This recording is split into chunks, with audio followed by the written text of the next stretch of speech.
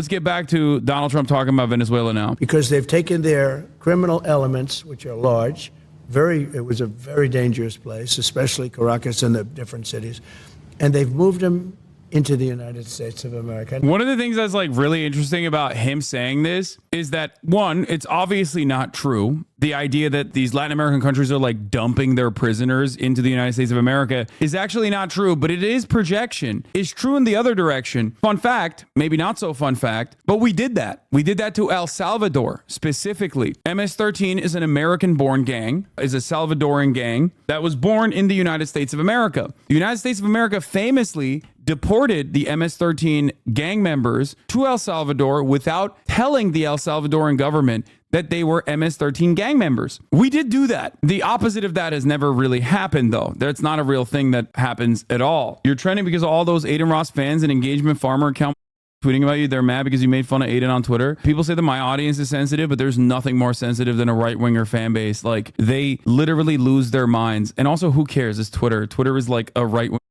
this point. But yeah, they'll be like, how did you not say incredibly nice things about my daddy? Yeah, right-wingers are absolute snowflakes. They're weird as and they're huge, massive snowflakes. Like, they cry so much. Prove that it's not true. Okay, really simple proof for this. If they were all criminals that were coming over the border, there would probably be an increase of crime. Criminals have the capacity to reoffend, or they're being phenomenally rehabilitated when they cross over the United States border illegally. Why am I saying that? Because undocumented migrants actually do less crime per capita than natural-born U.S. citizens. There is no empirical evidence. There's no data to suggest the exact opposite of this, even though the only data that you can actually find on the matter simply just comes from right-wing hysteria. They just lie about it. They say undocumented migrants are doing and crimes and blah, blah, blah. The actual data itself is the exact opposite. You might not have ever heard about it because no one really tackles the issue with truth. And I don't know how to describe it other than the fact that, like, it's just readily available out there. Obviously, someone going, source, I made it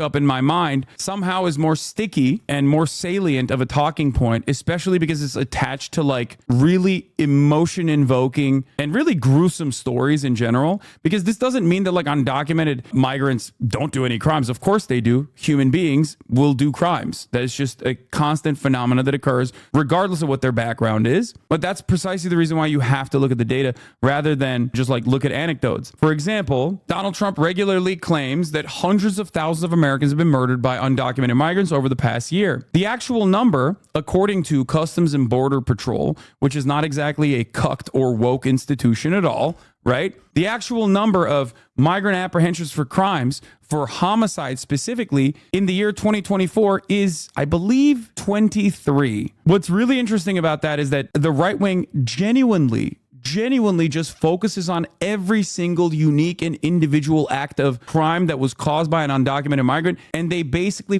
turn around and churn media off of it nonstop, and it makes you think like everyone's getting murdered by migrants. Not 23,000, 23, like 2, 3, 0, 2, 3. I'm not saying 23,000. Donald Trump says hundreds of thousands of migrant murders are happening. For homicide manslaughter, up 23 in 2024. In the fiscal year 2023, it was 29. This doesn't mean that these are like insignificant. This doesn't mean that like all those 23 lives are insignificant or anything like that. I'm not making that argument at all. But that's not how you look at data. That's not how you analyze policy. When you are personally writing legislation, you have to look at the actual impact. Compared total homicide number is over 50,000 every year. I don't know if it's 50,000, but it's high. America's a big country, a lot of homicides happening. They make up a minuscule percentage. Undocumented migrants do. But if you listen to Republicans, you don't actually look at the data itself, you would be led astray. You would think that the reality is very different. 21,000 reported homicide cases in the U.S. in 2022. Why don't the Dems counter message like you are? Because they're cowards and they're pussies and they're bad at their jobs. That's just it. And they're just too afraid. They get swept away by powerful anecdotes themselves, and they genuinely think that the right-wing propaganda is actually super successful. The last aspect of the Venezuelan conversation that I wanted to talk about specifically in regards to Donald Trump is that for people that don't know, Donald Trump greatly increased the pressure on Venezuela by adding additional sanctions to Venezuela, sanctions that actually crippled the Venezuelan economy. I've covered this extensively. Jeff Stein over at Washington Post actually did phenomenal work on this issue alone. If you guys want to go read up on that, we read through the entire data. Venezuela's economy in peacetime basically crumbled in front of our eyes in a way that was worse than like Yemen's wartime economy collapsing, right? In a way that's worse than like historically wartime economies collapsing. Overall, he destroyed the Venezuelan economy. And simultaneously, while destroying the Venezuelan economy with sanctions, the administration also kept the temporary protected status applications for Venezuelan migrants specifically because the American government, much like Cuba, wanted to bring in anti-government people into the United States of America, offer them citizenship, and then they could use that for political purposes later down the line. So a lot of the Venezuelans originally that were coming in were political adversaries of the Maduro government. They were right-wing, you know what I mean? They were like, oh yeah,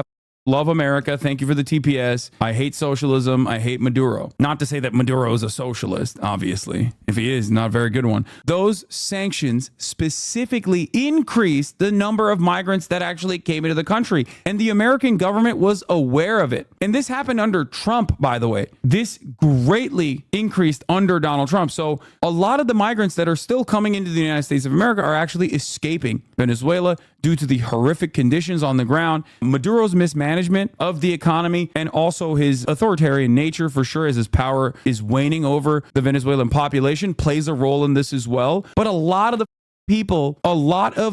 people that are actually coming in as far as migrants are Venezuelan. This is the Migration Policy Institute, but yeah, the number of Venezuelan immigrants in the United States has nearly tripled since 2010, coinciding with a period of severe economic and political crisis that has resulted in the largest prolonged displacement event in the Americas. The 545,000 Venezuelan immigrants in the United States as of 2021, the most recent year for which the U.S. Bureau American Community Survey data is available, account for just a small share of the more than 7 million who have fled Venezuela since 2015. And if you look at it, in the 90s, it's 42,000, 2000 107,000, 2010, 184,000. From 2010 to 2021, this number skyrocketed to 545,000. Donald Trump had a direct correlation, his actions and his sanctions specifically on Venezuela, paired up with the temporary protected status that Venezuelans were receiving on arrival, directly is the reason for why there are so many Venezuelan migrants coming over the U.S. border. Now, I don't have an issue with this on principle. I don't care. I think that America is the wealthiest nation on the planet, and it is a massive country. We have a ton of wealth here. Personally, we have enough to legitimately document these people, process them, allow them to work in the United States of America. We are a nation built by migrants. Migrants are responsible for the reason why we are not experiencing rapid population decline in the same way that like a country like Japan is exhibiting genuine issues in terms of having a much, much older population. So I don't even have an issue with migrant populations coming into the United States of America. I think that our mishandling is responsible for any kind of shocks to the economy in terms of like our dealings with the migrant populations. But it is rather odd that he keeps talking about Venezuelans coming into the country or migrants coming into the country when they're coming to the country because you over Venezuela. Like, what do you mean? I saw a video in San Francisco where people just walk into a Louis Vuitton and an Apple store and just loot, and leave like nothing ever happened. It's crazy. They loot, and not only that, they have like $1,000 or $1,500 where she started, where she won't even prosecute if it's less than $1,500. So this in and of itself is also another falsehood. But again, just like with the immigration panic, the crime panic is also completely exaggerated. People will always say it's a problem, you're wrong, blah, blah, blah. Like, I don't believe you. It's happening all the time. Crime is a constant in cities. It is born out of economic inequality. If you want to tackle crime, you have to tackle the underlying reasons why crime happens. But as far as like retail crime goes, that was so unimaginably blown out of proportion. There's a term for it among retailers. It's called shrink. And the Walgreens CFO openly admitted that they lied about their retail theft numbers, leading to them closing up shop in San Francisco and whatnot. Obviously, people saw the first post, but they didn't see the correction years later. And crime across the board has consistently gone down. The one aspect of crime that was actually higher in the immediate post-COVID bump was homicides. That's also gone down, and it's actually adjusted back to like historic lows. Okay, so that's another thing that you have to consider. So overall, crime is going down in this country, but Republicans are regularly claiming, or were regularly claiming, they don't do it as much anymore, that crime is completely out of control. I said this at the time. I was right about it. A lot of people yelled at me back then, and they said, you're wrong and you're just like objectively lying. I suspected at the time that the real reason why they were shutting down Walgreens locations was because brick and mortar retail is too expensive. They can't outcompete the big companies like Amazon. And this is something that I have consistently talked about, but it doesn't matter. Like a salient talking point in the minds of people that don't personally care about the truth and are just misguided by the media in general. Also, not only is the crime panic built around a falsehood, voters didn't necessarily buy into it in 2020 as well. The crime panic narratives actually failed in the 2020 midterm elections. The trans panic narratives actually failed big time in the 2022 midterm elections as well. Ultimately, hyper focus on these issues negatively polarized people against the Republican Party and ultimately led to Democrats actually losing ground in areas where they leaned into the crime,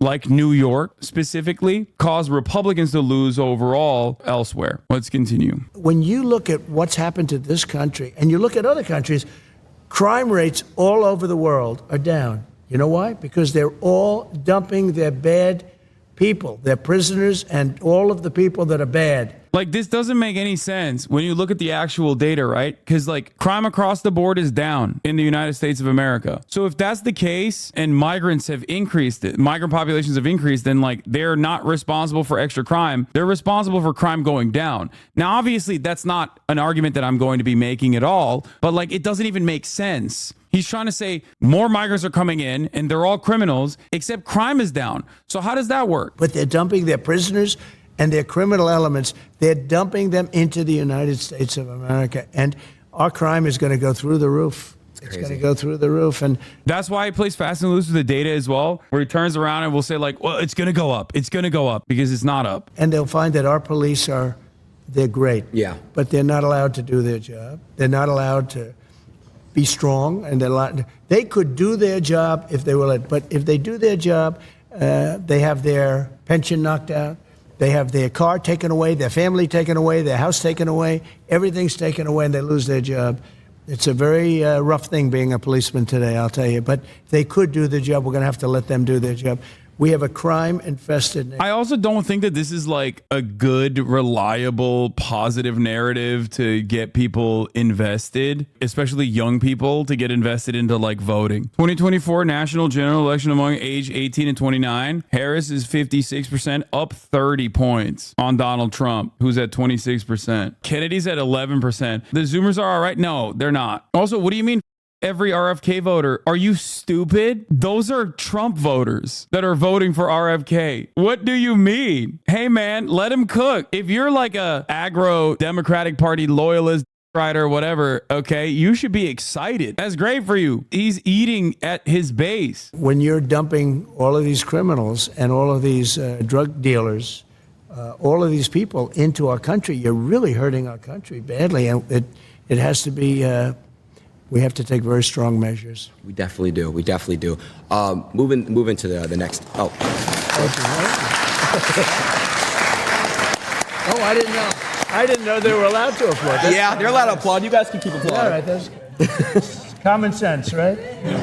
You know, it is about common sense. I mentioned that term because whether you're conservative, liberal, it's all about common sense. It is. You want to have good education. You want to have borders. You want to have low interest rates, be able to buy a house. You want to, so many different things. The common sense narrative is like a very solid, reliable narrative for the Republican Party, even though it's not correct. Obviously, it's pretty ridiculous to claim that like the Republican Party is advocating for common sense or whatever. Having said all of that, it is the most salient narrative that the Republican Party has relied on for quite some time. The difference, however, is that like the most effective counter to that has been to basically point to all of the moments where they just say like unhinged or hyper focus on unhinged, when they were like running around claiming that like a cis woman boxing another cis woman that was brolic was actually a trans woman and actually a man as a consequence of being a trans woman. Like when they were doing that, like that kind of stuff does not play super well to a broader audience. This audience is in the pocket, right? Obviously, you have your own personal base of support, and Trump certainly has a lot of diehard loyalists. Democrats rarely ever have like the same level of diehard loyalty demonstrated to an individual usually. When you see people at Trump rallies or attend the RNC and you see them respond super positively and super loudly to like, you know, Trump talking about trans people in sports or whatever, that's not indicative of the broader electorate. The broader electorate cares about more money in their pockets, pocketbook issues, kitchen table issues, right? They give a shit about like the potholes not being fixed. They give a shit about the economy. They give a about, you know, how expensive it is to take care of their children. Ultimately, hyper focusing on this kind of stuff rather than how you're going to fix those other problems is going to unironically cut away at your base. Like cultish supporters are locked in no matter what you say. Those guys that go to the rallies, doesn't matter. They love when Trump is like talking about trans people. They love when Trump is talking about like how every immigrant is a drug dealer, murderer, or whatever. Almost like 8 years ago, I talked about Merry Christmas. We should have Merry Christmas again. Let's bring back Merry Christmas. You weren't allowed to say Merry Christmas. I got it back. Yeah?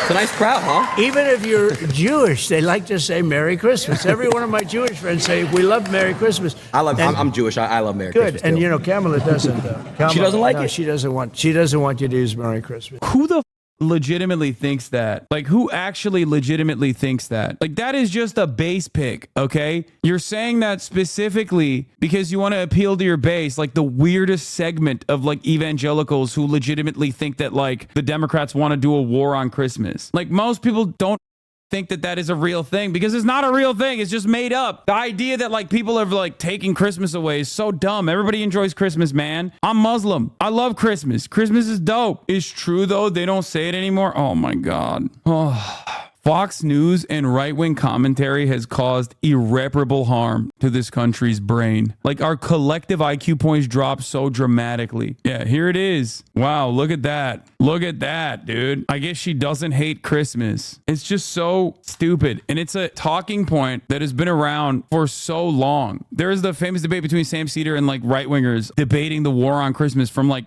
20 years ago at this point. I reacted to it, but it's from years ago. Different religions, different ethnicities, and trying to become more of one. As you can see, I'm wearing a Christmas sweater in this video in my reaction versus, as well. Being segregated. Yeah, well, Kara, I mean, listen, I would like Bob to tell me who is the person who has been offended by someone saying Merry Christmas to them. I've never met that person. I don't celebrate Christmas. But if someone says Merry Christmas to me, and I either think, well, it's a little bit odd. It's like me saying happy birthday to you on my birthday. But, you know, no one cares. But I'll tell you. Oh, this is true. Oh, my God. He's like devastated, dude. Look at his face. Like, Santa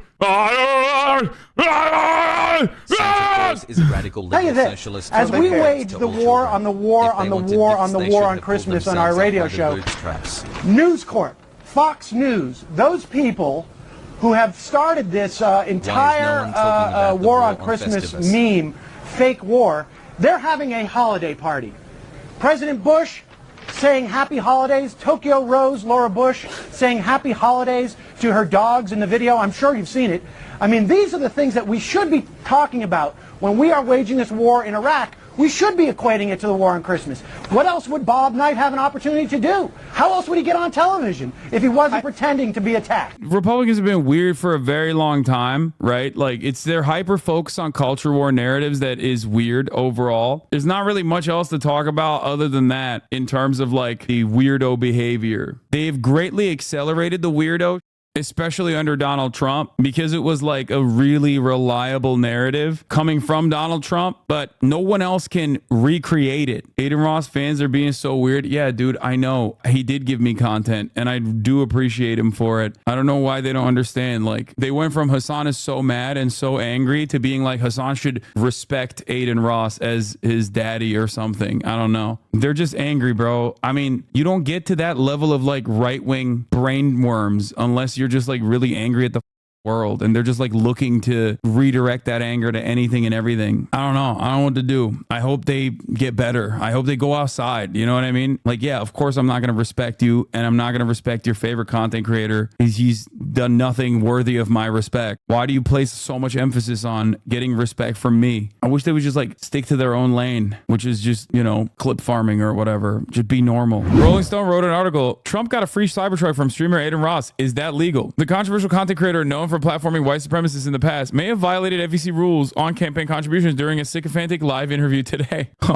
More than 500,000 concurrent viewers were tuned into Adin Ross's Kick channel on Monday afternoon. He received 2 expensive, potentially illegal gifts from Ross, a gold Rolex and a custom-wrapped Cybertruck. Ross is a prolific 23-year-old streamer with millions of followers across Kick, renowned for his boisterous energy and bro-ish antics that frequently cross a line into toxic territory. He has previously platformed the white supremacist Nick Fuentes, as well as the alleged sex trafficker Andrew Tate, a mentor of sorts. Ross accidentally snitched on Tate as he planned to flee criminal charges in Romania. Tate, who is awaiting trial, has denied the charges. After several Twitch bans over the years, the last one permanent, Ross in 2023 moved to the streaming platform Kick. Remember what I said? Like, he thinks that Twitter is mean.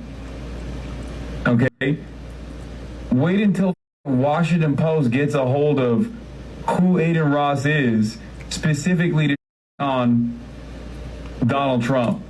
God damn, bro. Like, he didn't even understand what my point here. This was before the interview. I was telling him, like, look, man, in the interest of self-preservation, which you clearly have none, I'm going to tell you right now, I want this interview to happen because it's great content for me, but it's not going to be good for you. And then he, of course, didn't understand it. And his fan base has been yelling at me all day, being like, he's so jealous, he's so jealous, he's so jealous. Like, I would love to interview Donald Trump. I would love that. This is the second best thing. Having someone else interview Donald Trump and draw all of this media ire, I'm happy with that. I'll take it. That way I get to react to it for the comfort of my home. I don't get any additional hatred as a consequence of like platforming Trump or whatever the This is a win-win for me. But it's on you, dimwit. Don't you know a gift is different from a campaign contribution? I just don't understand how that works. But I'm glad that the Adin Ross fans are already running with that. Ross began Monday's Kick stream by acknowledging that many doubted that he had really landed the Trump interview. Today's going to be the most important stream I've ever done. He came out to 50 Cent's Many Men Wish Death and joined Ross before a small audience. Everyone thought this was going to be fake, he added. Ross's last blockbuster political interview pitches a conversation with North Korean dictator Kim Jong-un. Instead of him talking to a professional impersonator. Wearing a Make America Great Again hat, Ross made no effort to sound or appear impartial. His questions set up Trump to complain about everything from supposed liberal bias in schools. Even the teachers have been brainwashed, the former president said, and border security, though unusually Trump did not mention Hannibal Lecter this time. Trump, for his part, praised Ross as an outstanding young man, predicted that the live stream would break viewership records, and said that his youngest son, Barron Trump, is a big fan of Ross. From Trump's positive comments on Ross's youth and his clout as an influencer, it seems he saw the chummy interview as a welcome advantage in intensifying battle for the hearts and minds of Gen Z. Harris is likewise garnering support from prominent content creators and riding the momentum of Zoomer memes. When he wasn't bashing President Biden or Vice President Harris or calling Harris's elevation to the top a coup, Trump made dire predictions for the future of the country. Trump, in particular, commended Ross's success in streaming and a deterrence to him, drawing a sharp contrast between his friendly chat and combative event hosted by the National Association of Black Journalists last week. Barron, Haywatcher confirmed, we don't know that. We don't know that. I still maintain in my heart that Barron is a centrist and maybe sometimes tunes in when I'm like on Nancy Pelosi or whatever, and he's like, yeah, I like this guy. In that appearance, Trump lashed at ABC News correspondent, Ross, who in the past have received Twitch bans for hateful slurs and once streamed explicit Pornhub videos. By the way, there's a different angle to this in terms of like Adin Ross being a culture vulture that like has not really been as prominent. I haven't seen that take a lot. This is yet another dude, like yet another white dude who's just like basically built a platform off of like black culture, presenting himself as like the arbiter of black culture, and then only to turn around and be like this weirdo right-winger who aligns with racist people and then has like the top racist on his broadcast as he fillets him. You know what I mean? It's like, what is this? It's just crazy. Ross, who in the past has received Twitch bans for hateful slurs, once streamed explicit Pornhub videos to an audience that likely included many underage viewers. Elsewhere sought to criticize Harris because a rapper was twerking at her. He did not mention the performer Megan Thee Stallion by name, and given his history as an edgy content creator, the scandalized routine rang somewhat hollow. But the more glaring indications that Ross was out of his depth came in the form of his gifts to Trump. First, he gave the former president a gold Rolex. That's a great watch company, Trump said as he opened the box. Now I know it's worth it, he added, seeming the joke that had been worth his his while to appear on Ross's channel. Then towards the end of the live stream, Ross took Trump outside. They paused to greet Felix Lengyel, a Canadian streamer better known as XCC, who was wearing a shirt of Trump with gold and silver grills on his teeth, to reveal a Tesla Cybertruck wrapped with an image of Trump holding his fist up after being wounded in an assassin's attempt on his life at a Pennsylvania rally last month. Earlier in the stream, Ross had expressed his awe that a badass photo. I got waxed, said Trump, who described how his brave supporters were not fleeing the scene. He did not comment on the one attendee who was killed or the two others who were seriously injured in the shooting. Brandon Fisher, deputy executive director of Documented, a watchdog group that tracks and investigates money in politics, tells Rolling Stone that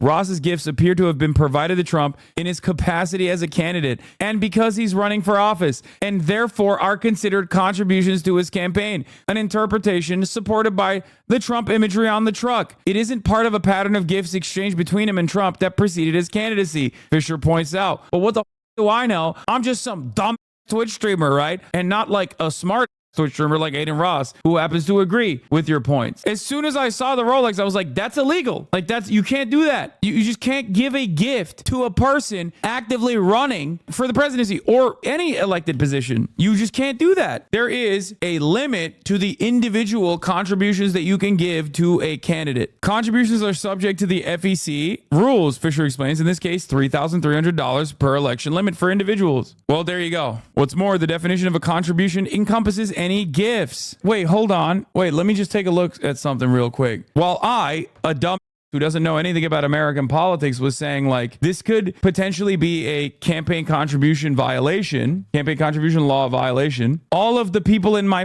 immediate replies, we're talking about Nelka's done it before, gifted him numerous things. What are you talking about? Hook up, big bro. Hasan tweeting this while crying. Offering and accepting are two totally different things, but I wouldn't expect someone like you to be able to comprehend that. You reminded the teacher we had homework, didn't you? D1 hater. Do you not know what a gift is? Why are you lying? Community knows, get this man. If the sponsor is not a registered lobbyist or a foreign agent and does not employ, then House members and employees may generally accept a gift, including a meal valued less than $50, gifts from a single donor valued at $100 or more in a single calendar year are prohibited. This guy posted this and didn't even read the screenshot. Hasan accused Adin Ross of election crime. Leftist streamer Hasan Piker accused Adin Ross of election crime by gifting Trump a Rolex. Am I R-worded or is he? If he's saying it's a donation, no, that's a gift from a friend to a friend. That's not a donation to help campaign anything. You can't give gifts, but donations in the millions is okay. Is this N-word R-worded? It's a personal gift, not a campaign donation. That was a gift, not a donation. It's not a donation, it's a gift. Gifts aren't donations, you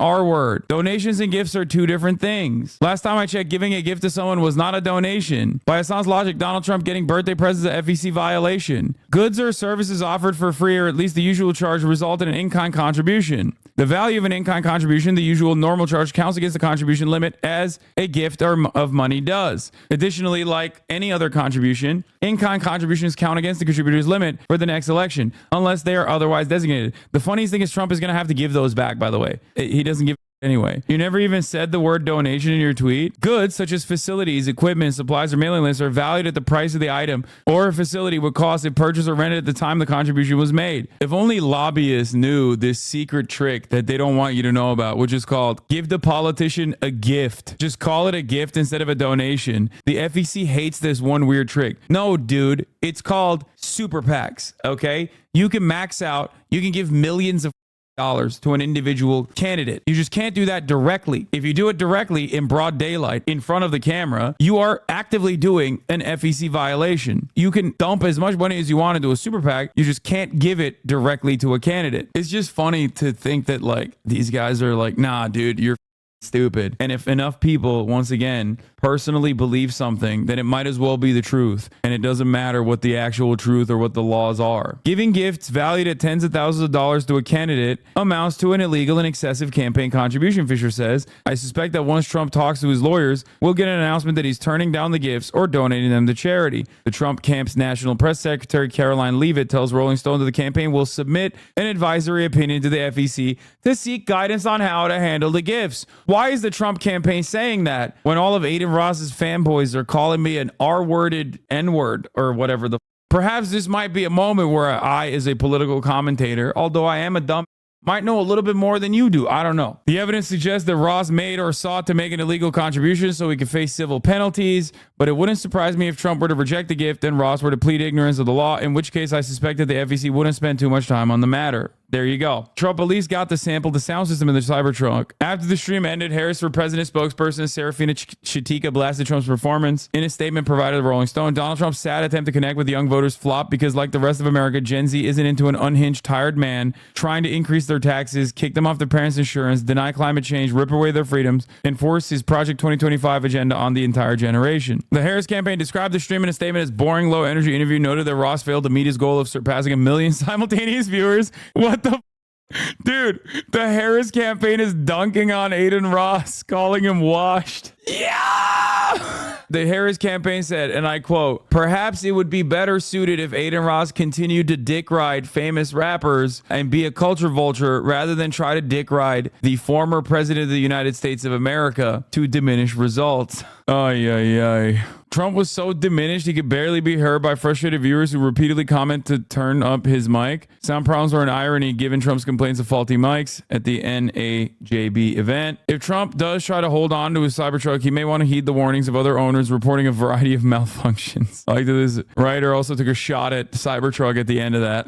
This article doesn't even scratch the surface of the many different things that Adin Ross has done. So I think that personally, like, I don't know. I think this will be an afterthought in general. Overall, of course, people were going to come after him. Donald Trump is said to be interviewed by streamer Adin Ross, who has hosted white nationalists and neo-Nazis. Ross is linked to white nationalist Nick Fuentes, has hosted neo-Nazis and has a history of inflammatory rhetoric. Ross has previously hosted Fuentes and advocated for him and other neo-Nazis to be allowed to stream on Kick. Ross also asked to invite Paul Miller, aka Gypsy Crusader, a notorious neo-Nazi who advocates for a race war and was convicted on multiple firearms offenses in 2021, to join the site, and played a video of Miller dressed as Adolf Hitler and saying the N-word. In 2023, Ross called Fuentes into his stream to discuss a day of hate, a neo-Nazi call to action that was allegedly meant for supporters to spread anti-Semitic propaganda and cruelty. Ross told Fuentes that he's willing to help with rapper Ye, formerly Kanye West's shortly-lived presidential campaign. Fuentes discussed Ross and promoted his streaming content on his Telegram channel. 2023 stream, Ross hosted an anonymous neo-Nazi wearing a swastika mask with slurs written on it and a Black Sun neo-Nazi flag behind him. "I'm not trying to give you a platform," Ross said while giving him a platform. Ross streamed pornographic content to his viewers, many of whom are likely under 18. This is like target-rich environment. They will use all of this to on not just Adin Ross, but like to on Donald Trump, to be like, what the are you doing? What are you doing, you weirdo? You're going on this dude's stream. And I know this because like they do this to me, or at least they try. So I don't know why the they wouldn't think that this would happen to him. Ross was reportedly banned from Twitch in February for displaying his Kick comment section to his viewers, including racist and anti-Semitic messages. Ross is closely linked to the Manosphere influencer Andrew Tate, who was charged with human trafficking. Ross reportedly encouraged a fan to throw urine on a family member and joked about giving his fan $20K if he slits his brother's throat. That's really funny. They didn't mention me by name, but that was literally because he was a fan of mine. That literally is Adin Ross telling a fan of his to throw urine on a family member and joke about giving him $20K if he slit his brother's for the crime of watching me. His brother was watching me, apparently. In an anti-trans reaction video, Ross said his pronouns are kill/them. Just a couple of the beats.